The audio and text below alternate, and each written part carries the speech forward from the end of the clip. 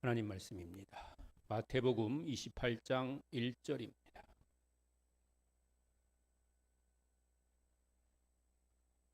마태복음 28장 1절로 10절까지의 말씀 함께 봉독하시겠습니다. 안식일이 다 지나고 안식 후 첫날이 되려는 새벽에 막달라 마리아와 다른 마리아가 무덤을 보려고 갔더니 큰 지진이 나며 주의 천사가 하늘로부터 내려와 돌을 굴려내고 그 위에 앉았는데 그 형상이 번개 같고 그 옷은 눈같이 희거늘 지키던 자들이 그를 무서워하여 떨며 죽은 사람과 같이 되었더라. 천사가 여자들에게 말하여 이르되 너희는 무서워하지 말라. 십자가에 못 박히신 예수를 너희가 찾는 줄을 내가 아노라. 그가 여기 계시지 않고 그가 말씀하시던 대로 살아나셨느니라. 와서 그가 누우셨던 것을 보라. 또 빨리 가서 그의 제자들에게 이르되 그가 죽은 자 가운데서 살아나셨고 너희보다 먼저 갈릴리로 가시나니 거기서 너희가 배우리라 하라. 보라, 내가 너희에게 일렀느니라 하거늘 그 여자들이 무서움과 큰 기쁨으로 빨리 무덤을 떠나 제자들에게 알리려고 다름질할세 예수께서 그들을 만나 이르시되 평안하냐 하시거늘 여자들이 나아가 그 발을 붙잡고 경배하니 이에 예수께서 이르시되 무서워하지 말라. 가서 내 형제들에게 갈릴리로 가라 하라. 거기서 나를 보리라 하시니라. 아멘. 할렐루야. 사랑하는 성도 여러분, 사망 권세를 깨뜨리고 부활하신 우리 주님의 생명이 오늘 이 자리에 있는 여러분 위에 임하소서 함께 하시기를 주의 이름으로 간절히 축원합니다. 옆에 계신 분들과 함께 인사를 나눠보겠습니다. 서로 마주보고 예수님께서 살아나셨습니다. 예수님께서 살아나셨습니다. 또 한 번 인사할 거는 우리도 함께 살아납시다. 우리도 함께 살아납시다. 지난 주간은 고난 주간이었고 우리는 고난 주간 특별 기도회로 함께 모여서 예배하며 은혜를 나눴습니다. 행복하셨나요? 저는 행복했습니다. 저는 하나님 말씀 선포하는 것이 너무나 행복합니다. 물론 부담스럽기도 하고 준비하려면 힘들기도 하고 그렇지만 그러나 그 과정을 거치면서 성경을 연구하고 준비하여 선포할 수 있는 것이 너무나도 은혜로운 시간들입니다. 그래서 저는 어떤 다른 것보다 설교 준비하는 시간에 많은 시간을 씁니다. 때로는 그래서 여러분들과 자주 못 놀아드려서 죄송하기도 합니다만은 저는 주일 예배 설교를 할 때 힘이 나고요. 수요일 예배 설교할 때는 신납니다. 그리고 새벽 예배 설교할 때는 행복합니다. 왜냐하면 주일 예배는 모든 성도가 함께 모여서 하나님의 말씀으로 하나 되는 시간이라 힘이 나고요. 수요일에는 성경에 나오는 특별한 사건이나 인물 또 하나님의 역사를 우리가 배우니까 신나고요. 새벽에는 말씀을 차근차근 어떤 날은 하루에 한 절, 어떤 날은 두 절, 길어야 5절 이내로 말씀을 정말 하나도 놓치지 않고 그렇게 읽을 수 있어서 너무 행복합니다. 여러분들도 저와 같이 말씀 안에서 힘을 얻고 신나며 행복한 그런 삶을 사시기를 주의 이름으로 간절히 축원합니다. 그런데 어떤 분은 말씀을 가리키는 손에 때가 있어서 보기 싫다 하는 분도 있을 수 있습니다. 그런데 여러분이 바라보아야 될 것은 손가락이 아니라 손가락이 가리키는 하나님의 말씀입니다. 그럼에도 불구하고 말씀을 가리키는 손가락이 깨끗하고 친근하며 나랑 꼭 맞으면 더욱 좋겠죠. 그런데 단언컨대 세상에 그런 사람은 없습니다. 여러분들이 죽고 못 살아서 결혼한 남편이나 아내가 꼭 맞습니까? 아니면 여러분 속에서 나온 자녀들이 여러분과 꼭 맞습니까? 맞추기 위해서는 이해와 양보가 필요합니다. 때가 좀 묻어 있어도 진리를 정확하게 가리키고 있으면 그 손가락에 때를 보지 말고 진리인 말씀과 하나님을 바라보시기 바랍니다. 그러라고 예수님이 십자가를 지신 거고, 그러라고 예수님이 고난당하신 거고, 그러라고 주님께서 죽음을 이기시고 다시 사신 줄로 믿습니다.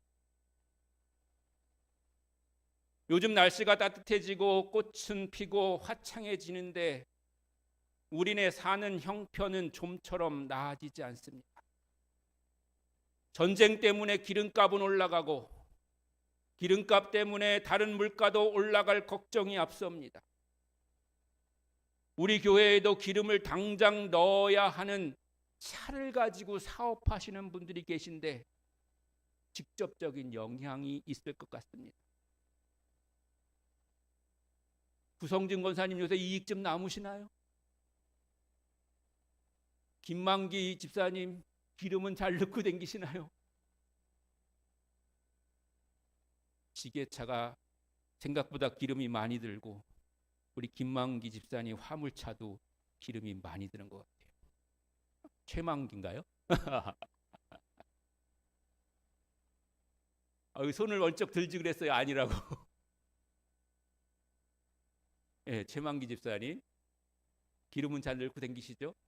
네. 사실 우리가 세상에서 듣는 소식들은 대개 마음을 무겁게 합니다. 물가는 오르고 정치는 시끄럽고 건강은 예전 같지 않다는 소식들이 줄을 잇습니다. 또 굳이 몰라도 되거나 알 필요가 없는 소식들도 많습니다. 지인 중에 어떤 사람이 저녁 식사로 어떤 메뉴를 선택했는지, 그리고 그 메뉴의 화려한 겉모습이 어떤지를 굳이 나한테 보내주면서 그거를 알립니다. 그거를 보는 우리의 마음은 때로 이렇기도 하고 또 저렇기도 합니다.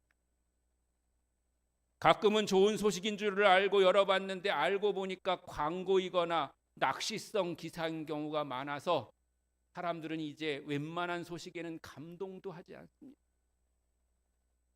그런데 오늘 이 아침 인류 역사를 통틀어서 가장 경이롭고 눈부신 소식이 우리에게 도착했습니다. 이 소식은 유통기한조차 없습니다. 안 들어도 그만인 소식이 아니라 꼭 들어야 하고 들으면 반드시 살게 되는 생명의 소식입니다. 바로 예수님께서 살아나셨다는 소식입니다. 성탄절이 하나님께서 낮은 세상 인간에게로 찾아오신 따뜻한 사랑의 사건이라면 부활절은 그 사랑이 세상의 어떤 어둠이나 죽음의 권세에도 패배하지 않았음을 온 천하에 알리는 장엄한 승리의 사건입니다. 만일 예수님의 이야기가 골고다 언덕 십자가에서 마침표를 찍고 끝났다면 우리의 믿음은 그저 고귀한 희생을 기리는 슬픈 추억에 머무르며 추모 예배를 드리는 것으로 이어졌을지도 모릅니다. 하지만 주님은 무덤에 머물러 계시지 않으셨습니다. 그분은 다시 살아나셨습니다. 그래서 우리의 예배는 지금도 살아계셔서 우리 곁에 계신 주님과 대화하는 축제의 시간이 될 줄로 믿습니다. 오늘 본문 마태복음 28장은 그 역전의 아침을 마치 생중계하듯 우리에게 보여줍니다. 안식일이 지나고 아직 새벽 안개가 자욱한 시간, 두 여인이 무덤으로 향합니다. 그들의 발걸음이 어떠했을까요? 아마 납덩이를 매단 듯 그 발걸음이 무거웠을 것입니다. 그런데 바로 그곳에서 하나님은 인류 최대 반전 드라마를 시작하십니다. 오늘 이 말씀을 통해서 우리 삶의 무덤이 어떻게 사명의 자리로 바뀌는지 함께 나누면서 깊은 은혜를 받게 될 줄로 믿습니다. 본문 1절은 안식 후 첫 새벽에라고 시작합니다. 첫째라는 단어는 시작의 의미이고 희망을 주는 단어입니다. 성경에서 첫날이라는 단어는 창세기의 첫날을 떠올리게 합니다. 하나님께서 빛이 있으라 하시며 혼돈과 공허를 깨뜨리셨던 것처럼 부활의 첫날 하나님은 죽음의 어둠으로 뒤덮인 세상에 생명의 빛을 다시 비추신 것입니다.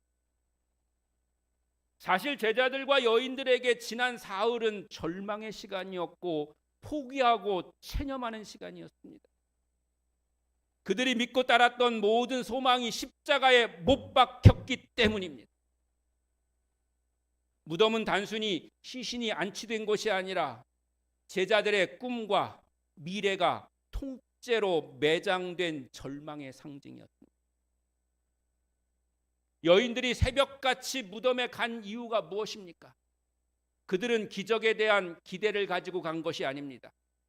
그저 시신에 향유라도 바르며 인간적 도리를 다하려고 했던 것입니다.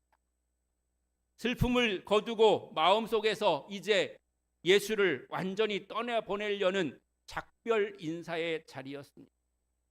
그런데 여러분, 우리 하나님은 늘 인간의 가능성이 0%일 때 그 지점에서 주님이 일하기 시작하십니다. 우리는 대개 1%라도 희망이 보여야 하나님을 찾으려고 하지만 하나님은 아예 돌문이 굳게 닫히고 모든 온기가 사라진 그 절망의 한복판에서 부활을 일으키십니다. 우리 삶에도 그런 무덤 같은 자리가 있지 않습니까? 아무리 기도해도 끔찍도 하지 않는 문제, 오랫동안 나를 괴롭히는 마음의 우울함이나 질병, 도무지 회복될 기미가 보이지 않는 깨어진 관계들 말입니다. 우리는 그 앞에서 이제 끝났다, 내 인생은 여기서 멈췄다고 마침표를 찍고 싶어 합니다. 그러나 부활의 아침은 우리에게 선포합니다. 인간이 마침표를 찍으려고 하는 그 자리에 하나님은 쉼표를 찍으시고 새로운 문장을 시작하시는 줄로 믿습니다. 요즘 마음의 병으로 고통당하는 분들이 참 많이 있습니다. 저도 공부하는 분야이기는 하지만 현대인의 마음은 마치 마른 뼈들이 가득한 골짜기 같습니다. 그래서 상담도 받고 정해진 프로그램에 참여하기도 합니다. 그러나 가장 좋은 약은 여러분이 이미 가지고 계신 신약과 구약 성경입니다. 하나님의 말씀은 살아있고 운동력이 있어서 혼과 영과 및 관절과 골수를 찔러 치료하고 우리의 마음과 생각을 고치십니다.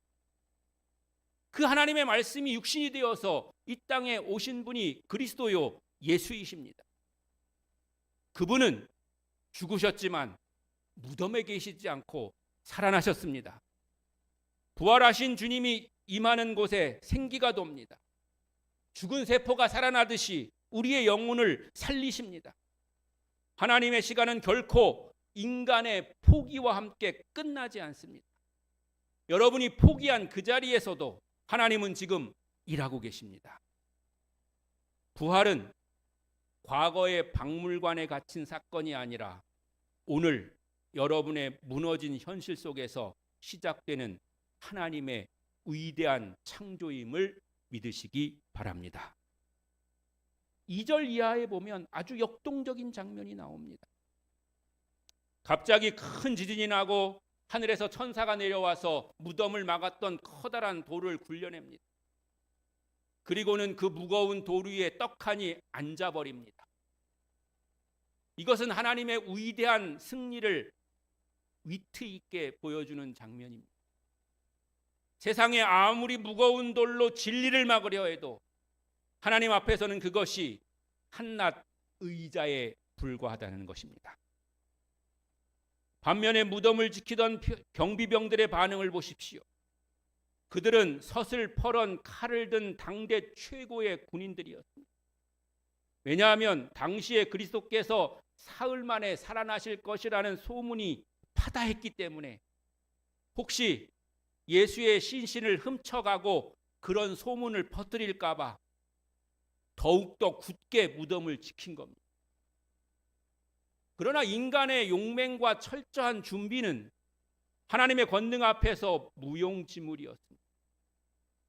세상은 빌라도의 도장을 찍고 군대를 동원해서 예수를 가두려 했지만 하나님 앞에서는 그 모든 권력이 한낱 종이장보다도 가벼웠습니다. 천사는 여자들에게 말합니다. 너희는 무서워하지 말라. 그가 여기 계시지 않고 말씀하시던 대로 살아나셨느니라. 여기서 우리가 가슴에 새겨야 할 핵심 단어는 말씀하시던 대로입니다. 예수님의 부활은 갑자기 일어난 돌발 사고가 아닙니다. 이미 주님께서 여러 번 약속하신 일입니다. 우리가 두려움에 빠지는 이유는 현실의 돌덩이가 하나님의 약속보다 더 크게 보이기 때문입니다. 내 앞을 가로막는 문제는 너무나도 생생하게 보이는데 주님의 약속은 희미한 옛사랑의 그림자처럼 느껴질 때 우리는 떨게 됩니다. 그리고 우리는 포기하게 되고 돌이키게 되고 또 관계를 끊게 되는 것이죠. 하지만 부활의 아침은 분명히 말합니다. 현실은 결코 하나님의 말씀을 이길 수 없습니다. 죽음조차 하나님의 약속을 취소할 수 없습니다. 신앙이란 무엇입니까? 그것은 근거 없는 낙관론이 아닙니다. 하나님께서 말씀하셨기 때문에 하나님이 책임지신다는 확신입니다. 요즘 건강 문제나 경제적인 염려로 밤잠 설치는 분들이 계십니다. 자녀의 앞날 때문에 마음이 타들어가는 분들도 계십니다. 부활하신 주님께서 오늘 여러분에게 말씀하십니다. 무서워하지 말라. 내가 너와 함께한다.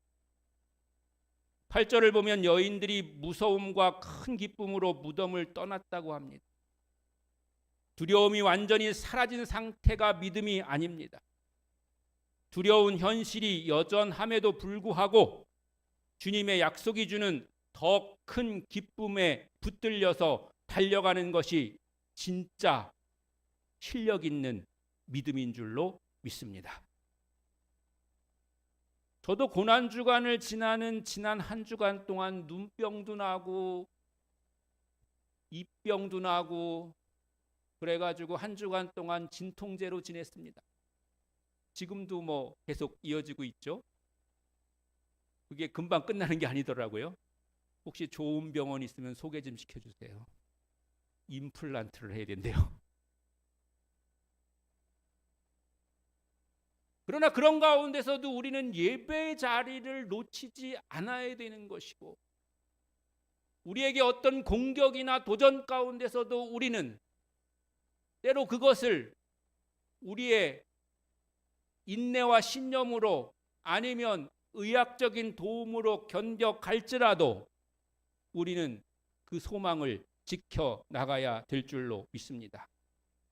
때로는 고통을 부여잡고 진통제를 먹을지라도 떨리는 마음을 부여잡고서라도 주님의 약속을 의지해가며 한 걸음 한 걸음 내딛는 그런 여러분들이 되시기를 바랍니다.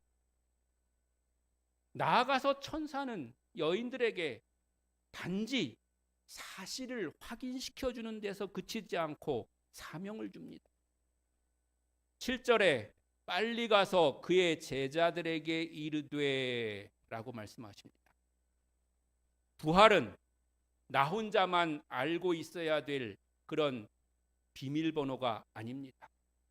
부활은 전해야 할 소식입니다. 빈 무덤을 본 사람은 결코 그 자리에 가만히 서 있을 수가 없었습니다. 7절에서 사명을 받은 여인들은 이어지는 8절에서 다름질하여 갔다고 기록합니다. 슬픔 때문에 이제 정리하고 끝내려고 터덜터덜 무덤으로 향했던 그들의 발걸음이 이제는 기쁨 때문에 전력 질주하는 소망의 발걸음으로 바뀐 줄로 믿습니다. 부활은 사람을 움직이게 합니다. 멈춰섰던 사명의 발걸음을 다시 걷게 하고 축 처진 어깨에 새로운 힘을 불어넣습니다. 그리고 그 다름질하는 길 위에서 부활하신 예수님께서 직접 그들을 만나 주십니다. 주님이 건넨 첫 인사가 무엇입니까? 평안하냐? 이 인사는 단순히 안부를 묻는 것이 아닙니다. 모든 불안함과 혼돈과 포기하려고 했던 그 모든 마음을 잠재우는 만왕의 왕이시며 만유의 주님이신 주의 선포입니다. 여러분은 그분의 발을 붙잡고 경배해야 합니다. 왜냐하면 여인들이 그분의 발을 붙잡고 경배했기 때문입니다. 이것이 부활신앙의 절정입니다. 부활은 지식적으로 동의하는 게 아닙니다. 아, 그런 거 내가 너무 많이 들었어. 그러니까 나 그거 알아. 또는 그래, 내가 심정적으로 그걸 믿고 이해해. 라고 우리 마음속으로 그렇게 생각하는 게 아닙니다. 살아계신 주님의 발을 실제로 붙잡는 인격적인 만남이 있어야 합니다.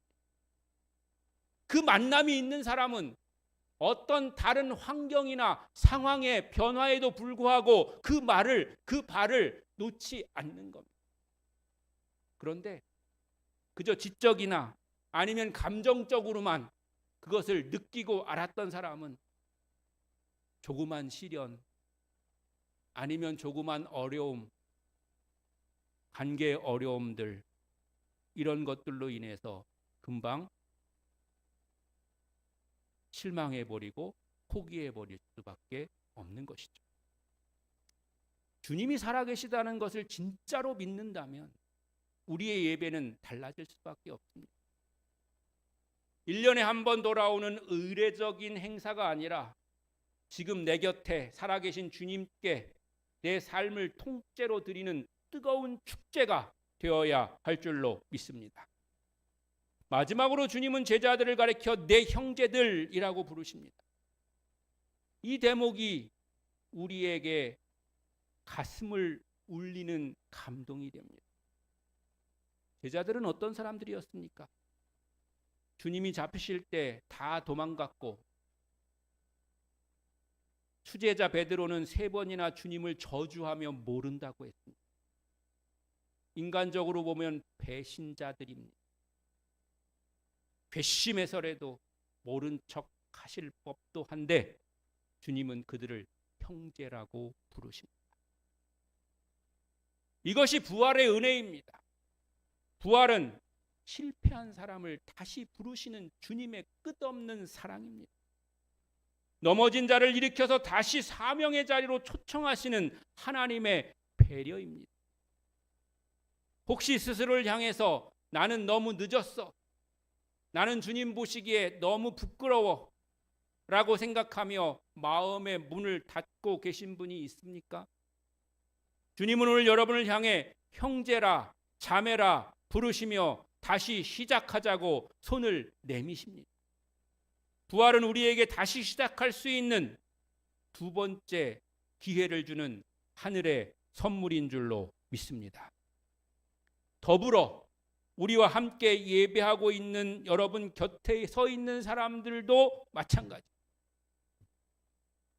거기엔 저도 포함되고 여러분 모두가 다 포함됩니다. 때로는 여러 가지로 부족한 점이 많이 보이고 또 여러 가지로 늦은 것 같은 그런 마음이 들지라도 오늘 다시 사서서 우리 가운데 오셨을 뿐만 아니라 우리에게 손 내밀어 주신 주님의 은혜를 받고 그의 발을 붙잡고 있는 사람이라면 우리 주변에 또 내 곁에 있는 사람들도 넉넉히 용납하며 또 함께 할 수 있는 그런 은혜가 여러분 가운데 있을 줄로 믿습니다. 사랑하는 성도 여러분, 오늘 부활의 아침, 우리 영혼이 붙들려야 할 주님의 음성이 있습니다. 첫째는 두려워하지 말라는 겁니다. 전쟁이 나고 기름값이 올라도 때로는 우리에게 헤쳐나가기 어려울 것 같은 그런 상황의 어려움이나 환경의 그런 어려움이나 관계의 어려움이 있을지라도 두려워하지 말라고 그렇게 말씀하십니다. 왜냐하면 주님은 다시 살아나셨고 우리를 살리실 것이기 때문인 줄로 믿습니다. 사랑하는 성도 여러분, 여러분의 심령 가운데 주님께서 살게 하시는 생명의 은혜가 있으시기를 바랍니다. 우리는 늘 절망과 죽음의 그림자를 부여잡고 살아가서는 안 됩니다. 우리의 주변의 환경과 상황은 때로는 어려울지라도 우리의 마음속에는 주님이 계시고 그 주님은 죽은 하나님이 아니라 살아계신 하나님이고 십자가의 예수님이 아니라 부활하신 예수님임을 기억해야 될 줄로 믿습니다. 그래서 세상은 절망 가운데 다 무너지고 쓰러지고 넘어질지라도 주님을 바라보며 주님을 모신 그리스도인은 다시 살아나고 희망을 얻게 되며 주 안에서 능력 있는 삶을 살게 될 줄로 믿습니다. 그래서 주님은 우리에게 평안하냐라고 물으십니다. 평안이요? 아닌 거 아시잖아요. 라고 우리는 대답하고 싶지만 주님의 평안은 우리에게 이미 임했고 또한 그 평안을 우리가 살려야 한다고 하는 주님의 부르심입니다. 단순히 네 상황 지금 어때? 이런 거 물어보면서 그냥 한마디 말로 괜찮아, 잘 될 거야, 위로하려고 주님 물어보신 게 아닙니다.